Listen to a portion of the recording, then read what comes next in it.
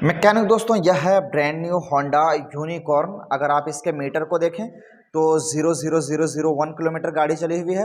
इसके ट्रिप को भी अगर देखें तो 00 किलोमीटर चली हुई है।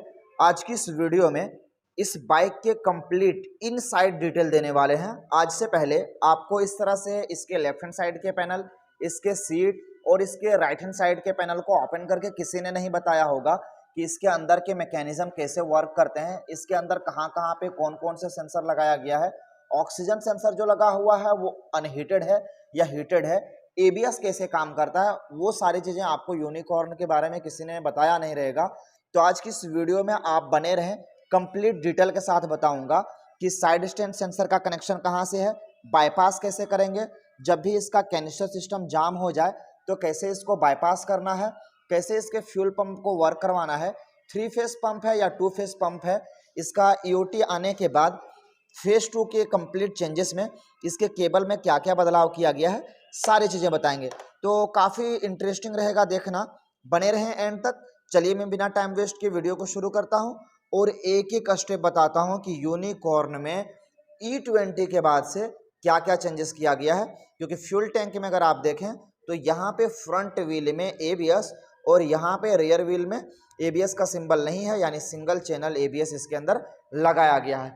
सबसे पहले शुरू करते हैं इसके मीटर से। मीटर में अगर मैं दिखाऊं नॉर्मल सा, तो आप अगर देखें तो ये जो आपको लेफ्ट हैंड साइड देखने को मिलेगा यह इसका आरपीएम मीटर है। जिस तरह से आपका थ्रोटल रिस्पॉन्ड करेगा, यहाँ पे ये मीटर जो है आपको इस रीडिंग के साथ शेयर करेगी कि आपकी गाड़ी का आरपीएम कितना है। ये अगर देखें तो ऊपर आपको ये ओडोमीटर मिलेगा, यहाँ से आप रीडिंग इसका देख सकते हैं कितने किलोमीटर पर आवर पे आपकी इस गाड़ी चल रही है। ऊपर आपका टोटल किलोमीटर दिखेगा। एनालॉग में यहाँ पे नीचे एक बेस्ट बात यह है कि इसके अंदर आपको ट्रिप मीटर देखने को मिलेगा, आप ट्रिप को रीसेट भी कर सकते हैं। इस जगह पे आपको एक एबीएस का सिंबल देखने को मिलेगा, जो एनालॉग में एक नॉर्मल से एक लाइट दिया गया है एंटी लॉक ब्रेकिंग सिस्टम का। ऊपर आपको यहाँ पे फ्यूल में लेवल मीटर देखने को मिलेगा, इस जगह पे न्यूट्रल का है, साइड में इसके इंडिकेटर का है, उसके जस्ट अपोजिट आपको हाई बीम, लो बीम और पास का सिग्नल देखने को मिलेगा। और उसके ऊपर अगर आप देखें तो माल फंक्शन इंडिकेटर लैम्प, जो MIL लैम्प जो है वो आपको ऊपर देखने को मिलेगा। तो ये नॉर्मल सा एकदम डेसिंग सा एकदम काफ़ी बेहतरीन जो है इसका एनालॉग मीटर आपको देखने को मिलेगा, फुल्ली एनालॉग। अब चलिए इसके अंदर के मैकेनिज्म को समझते हैं। शुरू करते हैं सबसे पहले फ्रंट व्हील से। तो अगर मैं यहाँ पे दिखाऊं तो इस जगह पे अगर देखें तो बड़ा सा इसके अंदर डिस्क प्लेट दिया हुआ है। इस जगह पे इसका JPT प्लेट है, सेंसर प्लेट आप कह सकते हैं। यहीं से इसके HECU को सिग्नल मिलता है कि आपकी गाड़ी की व्हील की गति क्या है, कब इसका ABS वर्क करवाना है, कब वर्क नहीं करवाना है, वो सारा यहाँ से इसका सिग्नल मिलता है। अब यहाँ पे सबसे बड़ा जो कन्फ्यूजन हमारे मैकेनिक भाइयों के माइंड में ये उत्पन्न होता है कि गाड़ी के अगर अंदर देखें तो फ्रंट व्हील से 2 कनेक्शन जा रहा है, एक इसके लेफ्ट हैंड साइड से, एक इसके राइट हैंड साइड से। तो मीटर तो सिर्फ एक सिंगल वायर से भी चलाया जा सकता था, तो डबल वायर क्यों दिया गया? तो देखें ये जो वायर है ये इसका VS सेंसर है, व्हीकल स्पीड सेंसर। ये स्पीड को सेंस करके यहाँ पे जो लगा HECU है, हाइड्रोलिक इलेक्ट्रॉनिक कंट्रोल यूनिट, उसको सिग्नल प्रोवाइड करता है आपकी व्हील की गति कितनी है, किस टाइम आपका जो है ABS वर्क करवाना है और ब्रेक को लॉक होने से बचाना है, वो ये भेजता है इसके थ्रू। और जो लेफ्ट हैंड साइड पे यहाँ पे दिया है पिनियन और मैनुअल केबल, वो आपको स्पीड दर्शाता है यहाँ पे कि आपकी गाड़ी कितनी स्पीड पे चल रही है। तो क्लियर हो गया कि लेफ्ट साइड में जो मैनुअल पिनियन केबल लगा हुआ है वो स्पीड भेजता है, और राइट हैंड साइड में जो सेंसर प्लेट लगा हुआ है और ये सेंसर लगा हुआ है, ये इसके HECU को सिग्नल भेजता है ABS को लेकर। यानी राइट हैंड साइड से आपका ब्रेक को लेकर काम करेगा और लेफ्ट हैंड साइड से आपका स्पीड को लेकर काम करेगा। तो आपके माइंड में जो कंफ्यूजन था कि 2 केबल क्यों दिया गया है, क्लियर हो गया। ABS स्पीड दोनों अलग अलग काम करता है मैनुअल चीज़ें को लेकर। अब चलिए थोड़ा सा आगे बढ़ते हैं इधर इंजन को लेकर। तो अगर मैं यहाँ पे दिखाऊं, गाड़ी एकदम बल्कि सा एकदम बड़ा सा इंजन इसके अंदर लगा हुआ है 160 सीसी का, फिर भी अगर देखें इसके ऑक्सीजन सेंसर जो दिया हुआ है वो अनहीटेड है, सिंगल वायर का है, जिससे आपको स्टार्टिंग ट्रबल देखने को मिल सकता है, गाड़ी जल्दी स्टार्ट नहीं होगी, माइलेज का भी प्रॉब्लम देखने को मिल सकता है। क्योंकि हीटेड ऑक्सीजन सेंसर जो है चाबी ऑन करते ही एक्टिवेट हो जाता है और उसका यहाँ पे जो फिलेमेंट लगे होते हैं वो वर्क करना चालू हो जाता है। बट अनहीटेड ऑक्सीजन सेंसर जो होता है वो गाड़ी के 80 to 90 डिग्री सेल्सियस तक इंजन गर्म होता है जब ये काम करता है। तो अनहीटेड ऑक्सीजन सेंसर से बेटर क्या होता है, हीटेड ऑक्सीजन सेंसर। अब यहाँ से थोड़ा सा अगर ऊपर बढ़े तो ऊपर आपका HECU लगा हुआ है। अब हमारे मैकेनिक भाई समझ रहे होंगे कि एक तो यहाँ पे ऑलरेडी ECU दिया हुआ है, तो फिर HECU का क्या काम है। तो देखें HECU जो है हाइड्रोलिक इलेक्ट्रॉनिक कंट्रोल यूनिट है, हाइड्रोलिक के लिए काम करता है। ये कैसे काम करता है चलिए ये भी मैं आपका क्लियर कर देता हूँ। अभी मैंने चाबी को ऑन कर दिया, अभी क्या है कि इसका ABS का लाइट जला हुआ, यानी ABS हमारी गाड़ी की जो है टेस्टिंग मोड पे है, ये वर्किंग मोड पे अभी नहीं है। अभी इसको वर्किंग मोड पे लाता हूँ। जैसे गाड़ी को 10 किलोमीटर पर आवर की स्पीड से ऊपर चलाएंगे तो ये वर्किंग मोड पे आ जाएगा और ABS का लाइट चला जाएगा। चलिए इधर से दबाइए थोड़ा। तो अभी देखें ये टेस्टिंग मोड पे है, व्हील की गति को जैसे ही मैंने बढ़ाया ये वर्किंग मोड पे चला गया, यानी ये बंद हो गया। अब इसके ब्रेक को दबाएंगे तो इसका HECU वर्क करेगा। मैं माइक यहाँ पे कनेक्ट कर देता हूँ और आपको HECU का साउंड सुनाता हूँ। कनेक्ट कर दिया। अब व्हील की गति को हम एक बार देखें, अभी वर्किंग मोड पे है, जो भी दिखाएंगे लाइव इस तरह से आपको किसी ने रिव्यू दिया नहीं रहेगा। चलिए व्हील को घुमाइए 10 किलोमीटर पर आवर की स्पीड से, ये देखिए ये साउंड किया, फिर से एक बार घुमाइए, देखिए ये परफेक्ट वर्किंग मोड पे अभी आया। घुमाइए जोर से घुमाइए, 10 किलोमीटर पर आवर की स्पीड से ऊपर जाना चाहिए और घुमाते रहिए। ये देखिए अभी क्या है, ये वर्किंग मोड पे है, परफेक्ट तरीके से हमारा ABS काम कर रहा है। और जब भी ABS काम करेगा तो HECU साउंड करेगा।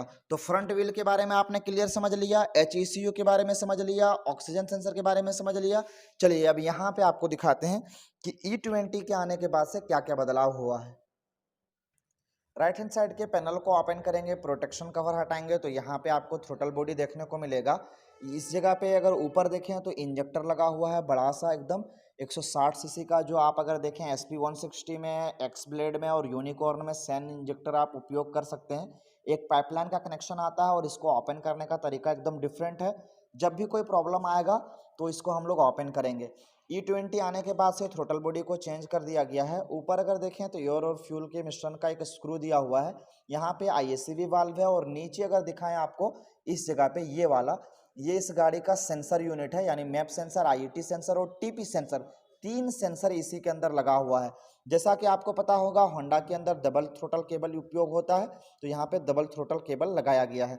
नीचे अगर आएंगे तो बड़ा सा इंजन इसके अंदर लगाया गया, तो आपको पता होगा बड़ा इंजन को जो है जल्दी ACG कंट्रोल के स्टार्ट नहीं किया जा सकता, वो छोटे छोटे इंजन को 125 सीसी को 100 सीसी को स्टार्ट किया जा सकता है। तो यहाँ पे सेल्फ मोटर का उपयोग किया गया है इस बल्कि इंजन को स्टार्ट करने के लिए, तो सेल्फ मोटर इस जगह पे दिया गया। बट अगर होंडा के BS6 या फेज 2 के सभी गाड़ियों में देखें तो आपको सभी में 3 फेस पंप देखने को मिलेगा, किसी के अंदर 2 फेस पंप आपको देखने को नहीं मिलेगा, सबके अंदर 3-3 वायर आपको देखने को मिलेगा। अब इसके अंदर ACG कंट्रोलर का उपयोग नहीं किया गया, तो बैटरी चार्ज कैसे होती है, तो अगर दिखाऊं तो बॉडी कलर से मैच करते हुए यहाँ पे ब्लैक कलर का RR यूनिट लगाया गया है। चलिए इसके कपलर कनेक्शन को निकाल के आपको दिखाते हैं, इंटरेस्टिंग रहेगा ये देखना कि इसका कलर कोड कैसे मैच करता है। ये देखें मैंने निकाल लिया है। चलिए इसके वायरिंग को समझाते हैं कि इसका जो वायरिंग कैसे वर्क करता है, बैटरी चार्जिंग को लेकर, लाइटिंग को लेकर, क्योंकि हाइलोजन लैंप का उपयोग किया गया है इसके अंदर। वायरिंग कपलर को ओपन किए, वायरिंग को समझना काफ़ी आसान है किसी भी मैकेनिक के लिए।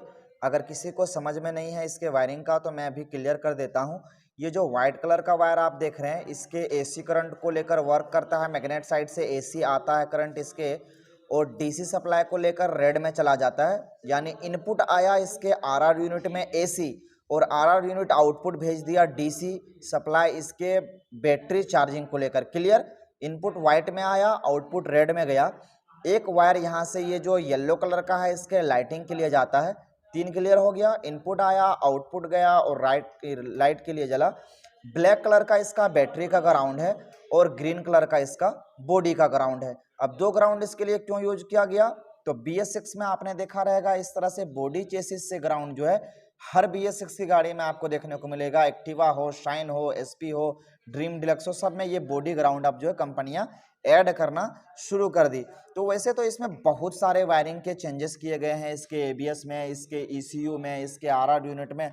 तो एक अलग सा डिफरेंट सा वीडियो अगर आपको चाहिए फुल वायरिंग डायग्राम का के साथ, यूनिकॉर्न का, एक्स ब्लेड का या SP125 SP160 का, तो आप हमें कमेंट करके बताइए। जब तक हम वीडियो के फ्लो को आगे बढ़ाते हैं और आगे सारी चीज़ों को आपको दिखाते चलते हैं। जैसे ही वहाँ से थोड़ा आगे बढ़ेंगे तो यहाँ पे आपको ECU देखने को मिलेगा, इंजन कंट्रोल यूनिट या इलेक्ट्रॉनिक कंट्रोल यूनिट आप बोल सकते हैं। बैक साइड में अगर देखें तो नॉर्मल हाइलोजन बल्ब का उपयोग किया गया है। लेफ्ट हैंड साइड से देखें तो यहाँ पे आपको कैनिस्टर लगा हुआ देखने को मिलेगा, चारकोल कैनिस्टर। ऊपर अगर आप देखें तो यहाँ पे आपको पर्ज वाल्व देखने को मिलेगा जो इसके प्रदूषण और पोल्यूशन के लिए काम करता है। इस जगह पे आपको EOT सेंसर देखने को मिलेगा। बहुत सारे वायरिंग कपलर के कनेक्शन यहाँ पे हैं और अंदर भी बहुत सारे वायरिंग कपलर कनेक्शन है। अब ये सारी चीज़ें कैसे काम करता है, ये डायोड जो है अभी की गाड़ियों में भी क्यों उपयोग किया गया है, इन सारी चीज़ों के बारे में आपको अगर समझना हो, इसके गियर सेंसर्स के इसके साइड सेंसर के बारे में, तो आप हमें कमेंट करिए, ज़रूर इसकी फुल वायरिंग की वीडियो लाएंगे। अभी अगर देखें तो एक साइड की बड़ी सी बैटरी यहाँ पे लगाई गई है। सेल्फ के रिले अगर देखें तो यहाँ पे आपको अंदर देखने को मिलेगा 20 एम्पेयर फ्यूज के साथ सेल्फ रिले इसका यहाँ पे लगाया गया है। तो दोस्तों उम्मीद करते हैं इस वीडियो के माध्यम से आपको यूनिकॉर्न के बहुत सारे ऐसे इंटरेस्टिंग इन्फॉर्मेशन मिला हो। कुछ भी ऐसा छूट गया हो तो आप हमें वीडियो के नीचे कमेंट करके बताइए। और सबसे इंटरेस्टिंग देखें, यहाँ पे इसका CKP सेंसर दिया गया है दोस्तों, जो बाहर से आप चेक कर सकते हैं, काफ़ी इंटरेस्टिंग है। इसके ऊपर भी टेस्टिंग का वीडियो लाएंगे। 3 वायर का कंप्लीट CKP है।